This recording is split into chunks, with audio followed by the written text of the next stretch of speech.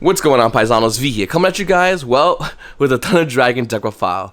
I am a huge fan of this deck. I love the idea of the synergy between the monsters and the extra deck monsters, and hopefully, with the September 1st ban list coming around, we will get Colossus even to 1, which will drastically change the way we play Thunder Dragons. But as it stands right now, with the release of the new Cartoon Toon Chaos, Thunder Dragons is really looking good. Guys, I'm going to go to my deck profile today. If you're new to the channel, please make sure to hit the like, subscribe, and comment down below. And let me know what you're doing in your different builds on Dragons, and how you're making your build more better or more consistent. So once again, I'm going to show you my build, guys. This is a 40 card build. I'm going to show you the main, and then I'm going to show you guys the extra deck. Right at the gate, we're going to be running 3 Thunder Dragon Raw, 3 Thunder Dragon Dark. I'm only running 2 Thunder Dragon Hawk. This card's not bad, but you need other cards to help support it. It's decent, but it's not terrible, and I really did need to make the room, and I had to cut this down, and I'm not really noticing the missing third one. Of course, we have 3 Thunder Dragon. This card becomes even more important the second you don't have Colossus in the deck, and you need to find other ways to bring out Thunder Dragon Titan, which I'll get to in a second. Also helps proc the effect. Then we have 2 Thunder Dragon Matrix. I'm never a big fan of playing this card at 3. I know a lot of people like Thunder Dragon Matrix at 3. I'm just not too crazy about it. It's not a terrible card, but I think at 2 is perfect. Having at 3, drawing 2 of these, it hurts a lot. So that's the core of the Thunder Dragon Foundation. We have some other cards we'll talk about in a second, but here it is right over here, guys. Up next, guys, we're going to have other cards like Battery Man Solar. This card is really, really good, and I think a lot of players used to playing Aloof Lupine, but in this build, Solar is much better with the new card that came out of Toon Chaos, which I'll get to in a second, but this card's absolutely essential. And then we're going to be running Arch Nemesis, because I'm a huge fan of Arch Nemesis. I love the idea. I love the idea of Yu-Gi-Oh players trying to go into VFD, but you got Arch Nemesis in this game that has it built into them. So right off the gate, we're going to be running 3 Nemesis Flag. This card is insane. If you could you get rid of a Banished monster back into the deck, special summon him. His effect also lets you add a Nemesis monster from your deck to your hand, which is pretty crazy. So it can help you, roll out Arch Nemesis monsters while both cycling. And it's Thunder Dragons. The deck just naturally banishes. You have Nemesis Corridor. He's another one that lets you add a Nemesis monster from the graveyard.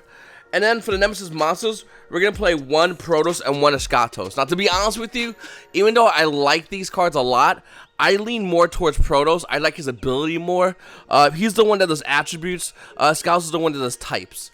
And I really do like hitting attributes when you play against, like, the rock deck. And I'll show you ways to make your cards rock. Earth, I'm sorry. To make cards Earth attribute, he can just do that, and then you can just shut that deck down and just instantly win. So, even though I do like these both, and they are both every situation depending on the matchup you're playing against, I feel like Protoss comes up more. He's also a dark, so you can use a lure with him as well, so that's pretty awesome. So we have a bunch of 1-ups that I want to go over with you guys. Obviously, one of them is going to be Thunder Dragon Duo. This card's absolutely amazing. It's just amazing the fact that we have this card still, and they didn't hit this card as well as Colossus. This card is really, really good, okay? And one of the reasons why it's really good, because you get to search off cards like the Chaos Creator, who is one of the new cards that came out of the Toon Chaos set. He's going to also be brought up by the spell, which I'll get to in a second as well, but he says, by banishing 1 light and dark monster from your hand, you can special summon onto the field. That's his summon effect. He also lets you cycle cards as well by targeting 3 banished monsters with different names. You can special one of them and put the rest on the bottom of the deck. And that's really big, especially when you're running Black Dragon Collapse Serpent and White Dragon Wirebuster. That is huge. So he basically lets you get to reuse these cards more often. Something I just really like a lot. As well as a spell card, which lets you reuse these cards as well. Then we have Thunder Dragon Lord, another Thunder Dragon card for the deck. This is a relatively new one coming out of Eternity Code. This is a great card. And yeah, I really like this card a lot. I think it helps also facilitate more aggressive plays with Thunder Dragons. And we're going to play 1 Chaos Dragon Levineer. 1, because you can search this card out. And 2, because I love this card. I think this card's really good. I want to play as many copies as possible, but the deck isn't as fast enough at the moment to dumb enough to play 2 of them. But this is still a great card. So that's the monster counter deck for the spells. We're going to be running Instant Fusion. Even though it's hit, we still find ways to get around to play this card. And you can play this card turn 1. I'll show you guys that in a second. We also run Gold Sarcophagus, another great card in the deck. It's almost a staple at this point for Thunder Dragons. And I'm running 2 Pot of Desires. Now, this might conflict with a lot of cards in the deck, but it really doesn't. By playing Thunder Dragon, by playing this build, since we play so many 1-ups, Pot of Desires really does not conflict that much at all. I think, if anything, it helps you add more consistency to the board. Being the fact that this deck is going to be like, you're going to have about 1, 2, maybe 3 turns. You're not going to be looking to play the long game. And that's why I think Pot of Desires is really essential in this build. We also run 2 Thunder Dragon fusions, being the fact that you can search it. I never really liked the idea of running 3, and 2 I think has always been the best number. And we run 3 Allure of Darkness, obviously, because the majority of this deck is dark, so you're going to want to run this card. And then we run 3 Chaos Space. This card is absolutely insane.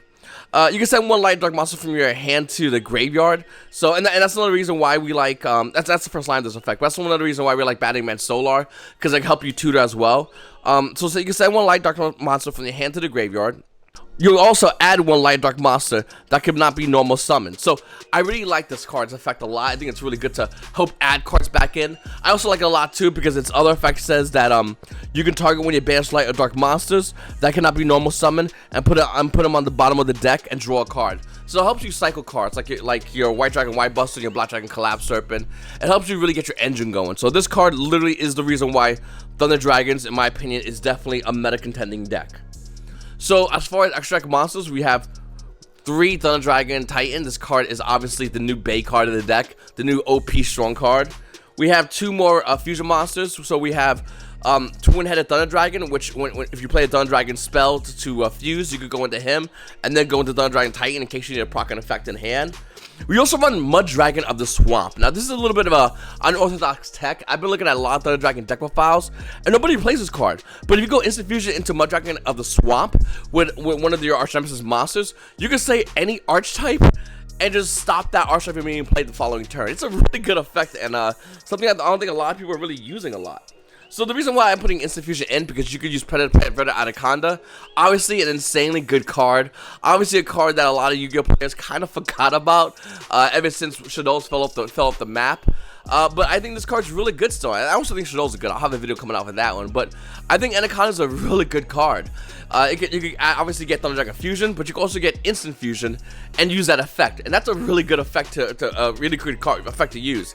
That's why, like, if you have a deck that can utilize Instant Fusion, you're definitely going to want to use Predator Anaconda. And in this build, we got 2 good options.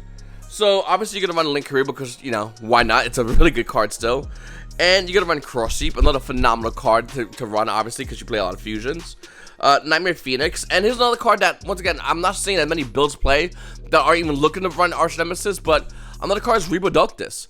So the reason why I'm not just only playing Reproductus and not you know, I'm only playing this one instead of this one, I'm playing both, is because you cannot always go into this card and still follow up and do your combo. I do like this card a lot, like going second against my opponent, so I could put it to a zone my opponent points to. Well, obviously the extra monster zone my opponent points to, and by using the effect of one of my Arch Nemesis monsters to clean a monster out, as well as prevent my opponent from making their plays. So I feel like this is more of a good going second card, though I still think if you can make it, obviously you're going to want to make it. It's still really good for that. It's just, you know, you can't always go into this as easily, I feel like, without doing the rest of your combo. So even though this is a good card, I still think the Mud Dragon is always a little bit better depending on your circumstance. But there will be times that you'll be going first and you will see yourself playing this. Up next, guys, obviously we have, I'll rank, the other rank 2 is going to be IP Masquerena, another phenomenal card this deck can go into as well. Because when you go to IP Masquerena, it'll help you follow by going to cards like Assa's Kotorka and Appaloosa Bull the Goddess. So this is something also you could do with this deck that this deck can actually do really easily. I always find myself trying to go into Appaloosa as fast as possible. The minute you go into Appaloosa and know you're good for your opponent's hand traps, you can just extend a lot more. If you're playing around Nibiru in this deck, it does hinder you a lot. So that's why I feel like this card is even more important now than it has been before. Because if you could end your board with an Arch Nemesis combo setup and with an Appaloosa, I feel like you're just in much better of a position against your opponent.